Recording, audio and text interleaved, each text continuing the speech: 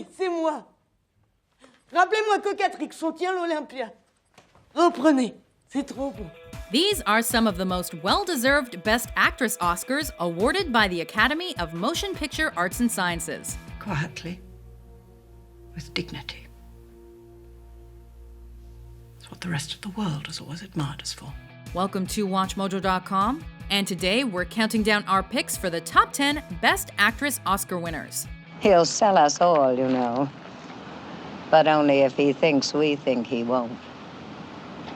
Why did I have to have such clever children? For this list, we're taking a look at the most outstanding performances from 1928 onwards that have earned an Academy Award for Best Performance by an Actress in a Leading Role. When I was growing up in Bakersfield, my favorite thing in all the world was to go to the movies on Saturday afternoons for the chapter plays. Cliffhangers.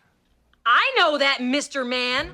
Number 10, Charlize Theron, Monster. The truth is, I'm a hooker. And I'm trying to clean my life up here, you know. In a film some critics called the best of the year, Charlize Theron did not portray but became Eileen Wuornos, the unsightly and mentally ill prostitute that became one of the United States' most notorious female serial killers. Because I killed someone, all right? Okay.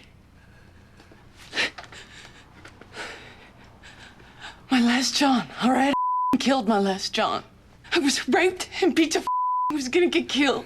Although the makeup, prosthetic teeth, and 30 pounds she gained for the role transformed her physically, Theron's greatest accomplishment was the inner one, which allowed her to convey the inner anguish and turmoil of the woman.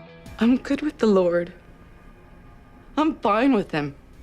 The movie tracks Wuornos' story all the way to her execution, and throughout it all, Theron's performance is as raw as it is mesmerizing. People kill each other every day. And for what? For politics, for religion, and they're heroes. Read to me first, kid. Then we make love. Number 9, Kate Winslet, The Reader. You should be ashamed. Go on. In a drama set in post-war Germany, Kate Winslet stars as Hannah Schmitz, a tram conductor who begins a romance with an underage boy and is later discovered to have been a prison guard during the Second World War. So beautiful. What are you talking about? The movie plays with themes of guilt, grief, and desire, and Winslet delivers a powerful performance as a woman with secrets and regrets. You don't have the power to upset me. You don't matter enough to upset me. Difficult, controlling, and emotionally remote, she embraces the complexities of the character against the background of the Holocaust's aftermath, proving that she is one of our generation's most formidable actresses. Did you not realize that you were sending these women to their deaths? Yes, but there were new arrivals. New women were arriving all the time, so the old ones had to make room for the new ones. Number 8, Hilary Swank, Boys Don't Cry. I'm Brandon. Called one of the greatest performances around the turn of the new millennium, here, Hilary Swank uncannily portrays the tragic story of the real-life Brandon Tina. So you're a boy. Now what? Come on. Born Tina Brandon and female, this young transgender thinks of himself as a man and therefore dresses, talks, and acts like one. I don't know what went wrong. You are not a boy! That is what went wrong! You are not a boy! Tell them that. They say I'm the best boyfriend they ever had. Capturing his life, love, and ultimately tragic attempt to fit in a world that hates him and doesn't understand him. Just admit that you're a dyke! Because I'm not a dyke. Swank embodies the inner struggle of the tortured soul and gave the best performance of her career doing it. The Academy thought so too, and awarded her with an Oscar the next year. Were you like me, like a girl? Yeah. Like a long time ago. Then I guess I was just like a boy, girl. You never cared for me. I didn't do, believe me. Henry's bed is Henry's province. He can people it with sheep for all I care. Number 7, Katharine Hepburn, The Lion in Winter. My Richard is the next king, not your John. I know you, Henry. I know every twist and bend you've got, and I'll be waiting round each corner for you. In this classic historical drama, we find tension and excitement brewing as King Henry II must decide which of his sons will inherit the throne. He still plans to make John king. Of course he does. My, what a greedy little trinity you are. King, king, king. Two of you must learn to live with disappointment. Ah, but which two? Let's deny them all and live forever. While every performance from the all-star cast is captivating, Katharine Hepburn's turn as the brazen Duchess Eleanor of Aquitaine, imprisoned by her husband for spurring rebellion against him, is perhaps the most delightful. The day you hurt me, I'll cry out. I've put more horns on you than Louis ever wore. How am I supposed to care? I'll kill you if you leave me. No one could pull off this sharp yet passionate performance as well as the incomparable Hepburn, who handles the dialogue and characters so well, it feels like she was born to play the role. I could take defeats like yours and laugh. I've done it. If you're broken, it's because you're brittle. I've lost you, and I can't ever have you back again. Don't be silly. You'll be brilliant. Think of me as your inspiration. Number 6, Kathy Bates, Misery. You poor dear thing. What are you doing on the floor? Based on a Stephen King novel, this psychological horror stars Kathy Bates as Annie Wilkes, opposite James Caan. You'll never realize what a rare treat you've given me. Playing a woman who rescues her favorite author from a car accident, she nurses him back to health in her secluded home, only to discover that he has killed off a beloved character in his latest book. You dirty bird. How could you? She can't be dead. Thus begins a downward spiral, as the outraged and obsessive Annie imprisons him and forces him to bring the character back, all while becoming increasingly erratic and violent. I want her! And you murdered her! Bates' phenomenal acting here and her ability to switch from sweet to psychopathic are both uncanny and horrifying. I'm his #1 fan. I've got all his books. Number 5, Frances McDormand, Fargo. Well, you betcha, yeah. Yeah.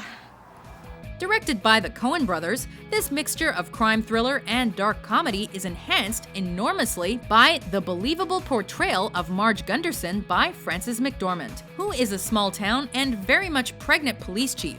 You okay, Margie? Yeah, I'm fine. It's just morning sickness. Well, that passed. After she stumbles on the work of a gang of violent yet inept criminals, she must use her sharp deductive skills and astute police work to bring the perpetrators to justice. The crime I'm investigating, the perpetrators were driving a car with dealer plates, and they called someone who works here, so it'd be quite a coincidence if they weren't, connected. McDormand's performance in this classic film is unforgettable, as she elevates the story and gives it a timeless quality with intelligence, naturalness, and an easy Minnesota charm. And here you are. And it's a beautiful day. Number 4, Jodie Foster, The Silence of the Lambs. You spook easily, Starling? Not yet, sir.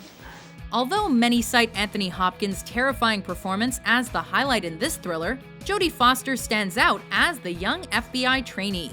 That expires in 1 week. You're not real FBI, are you? I'm still in training at the academy. As Clarice Starling, she's commissioned to interview Hannibal Lecter, a cannibal and ex-psychiatrist, in an effort to find serial killer Buffalo Bill. It excites him. Most serial killers keep some sort of trophies from their victims. I didn't. No, you ate yours. Combining confidence with insecurity, fear with action, perceptiveness with naivete, Foster embraces all the complexities of the character. My father had become the whole world to me, and when he left me, I had nothing. I was 10 years old. An orphan and a backwoods girl with a troubled past who struggles to fit in with her career, Foster's performance plays with our hearts, minds, and keeps us transfixed. No. Number 3, Elizabeth Taylor, Who's Afraid of Virginia Woolf? I thought it was a scream.